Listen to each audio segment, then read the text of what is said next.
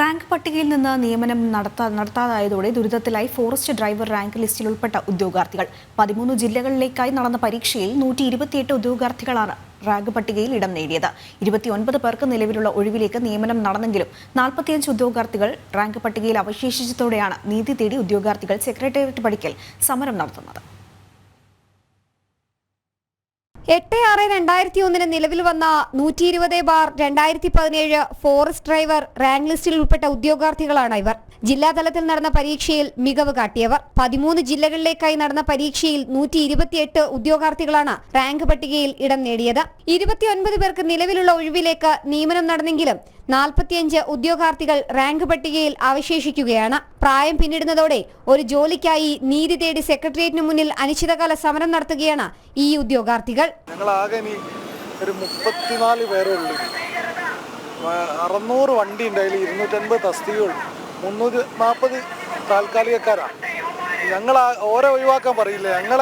ഞങ്ങളൊരു 34 ആളെ എടുക്കാൻ അതിനുവേണ്ടി ഇനി ഇങ്ങനെ അല്ലാണ്ട് വേറെ മാർഗമല്ലായിട്ടാണ് മരിക്കുന്നവരെ റെഡിയാണ്. നിയമന മാനദണ്ഡങ്ങൾ മാറിയതിനാൽ വിവിധ വകുപ്പുകളിൽ നിന്നുള്ള ഡ്രൈവർമാരെ നിയമിക്കുന്നത് തുടരാൻ പറ്റാത്ത സാഹചര്യം വരികയും 2017 പുതുക്കിയ യോഗ്യതാ മാർഗരേഖ പ്രസിദ്ധീകരിക്കുകയും ഫോറസ്റ്റ് ഡ്രൈവർ തസ്തികയിലേക്ക് ചരിത്രത്തിൽ ആദ്യമായി നേരിട്ടുള്ള നിയമനത്തിന് PSC ക്ഷണിക്കുകയും ചെയ്യുകയായിരുന്നു. എഴുത്തു പരീക്ഷ, 3 വർഷത്തിൽ കുറയാത്ത സർക്കാർ അംഗീകൃത ഹെവി വാഹന എക്സ്പീരിയൻസ് സർട്ടിഫിക്കറ്റ്, കായികക്ഷമത പരീക്ഷ, പ്രാക്ടിക്കൽ ടെസ്റ്റ് എന്നിവ പാസ്സായവരാണ് ഇന്ന് സെക്രട്ടേറിയറ്റ് പടിക്കൽ സമരമിരിക്കുന്നത്.